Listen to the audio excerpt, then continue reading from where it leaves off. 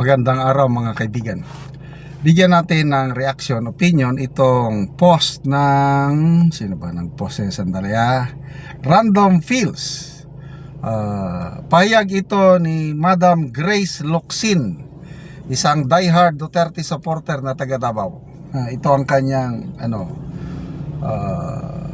payag. BBM is a weak, a liar, and is treating us like we can be fooled. Incompetent leader who thinks it's always everyone else's mistake but not his.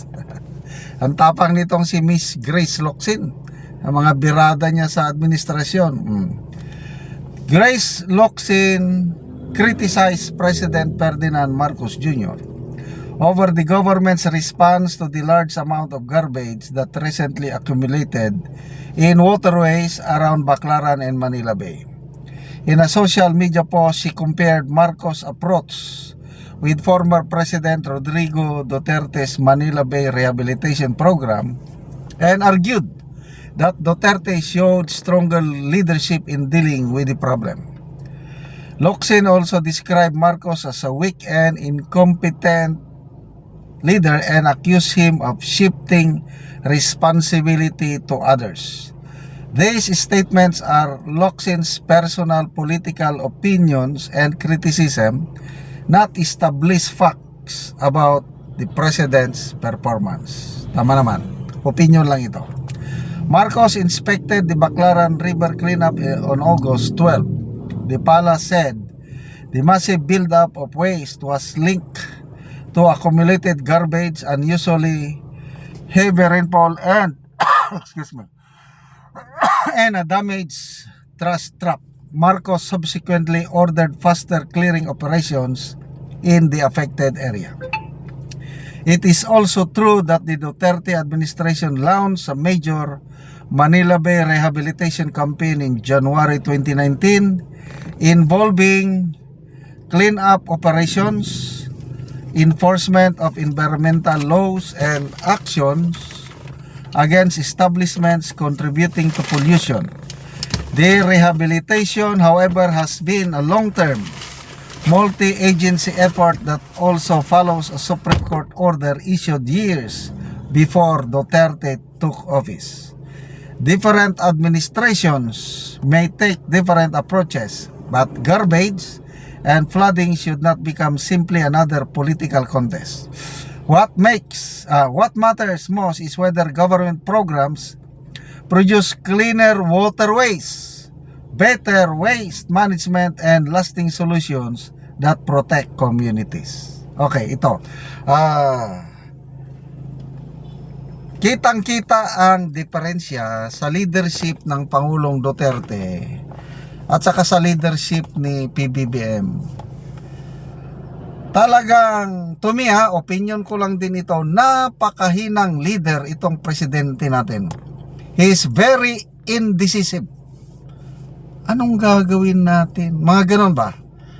Tapos, ang nakita ko sa kanya when it comes to leadership, siya reactionary. Kung walang nangyaring problema, relaxing siya. Wala lang.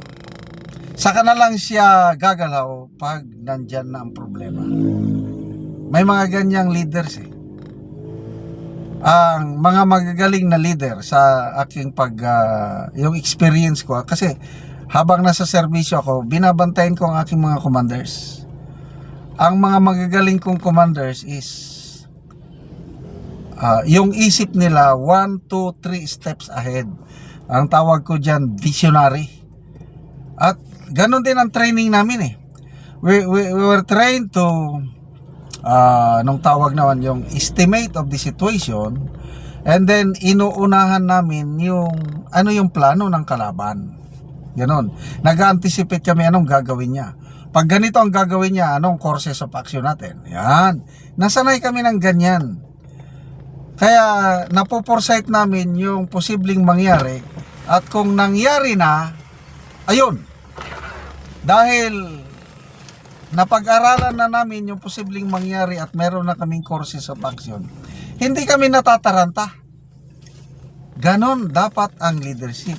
Ang Pangulo natin, ulitin ko, reactionary. Saka na lang siya gagalaw pag nandyan ang problema. Kaya, garbage.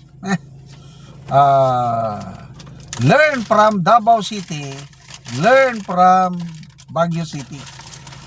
Dalawang mayors na magagaling, Mayor Magalong and of course Mayor Baste na namana niya kay Mayor Inday Sara at kay Mayor Rodrigo Duterte. Wala kang makikitang nagkalat na basura sa Baguio Davao, di ba nagkaroon ng baha? Kita mo naman, umapang mga tubig. May makikita ka bang basurang na ipon? Wala. Kasi disiplinado ang mga Davaoenyo. Kasi yung leadership nila sa Davao City is, anong tawag ko doon? Yung visionary na tapos madaling nakikipag-cooperate ang mga tao sa Davao City pagdating sa problema ng basura kasi ganahan sila sa kanilang mga leaders merong good example na isineset ng leadership ng Davao kaya ang mga tao sumusunod lang. Yung hindi susunod, magaling ang diskarte, pinaparusahan, minumulta, nagkakaroon ng seminar.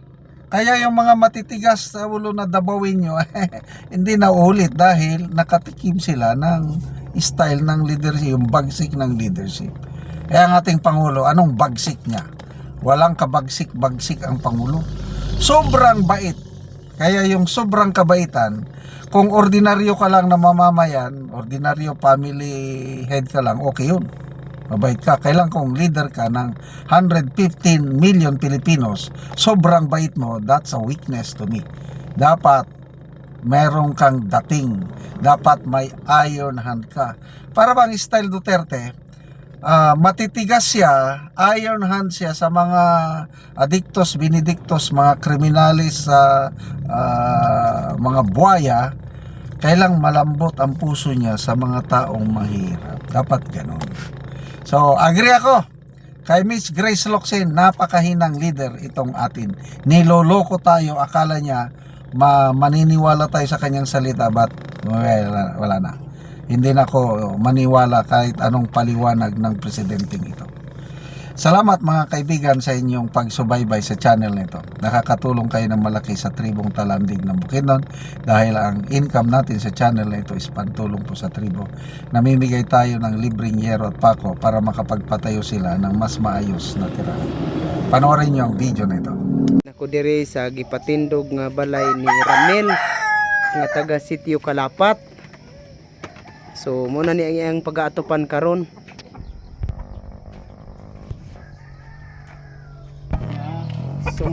So muna ni ang yero nga among gihatag nga natabang sa iyaha.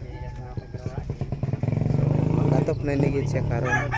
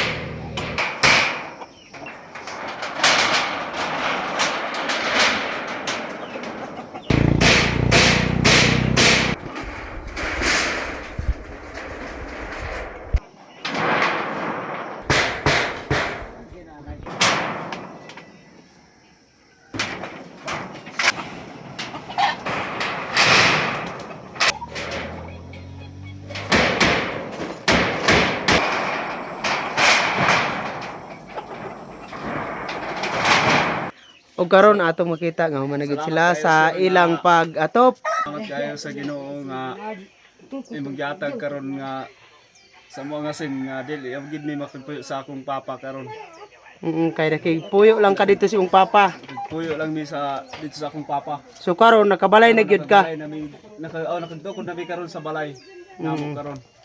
Tungod sa tabang na giyatag nga sin sa amo. Salamat kayo. Salamat kayo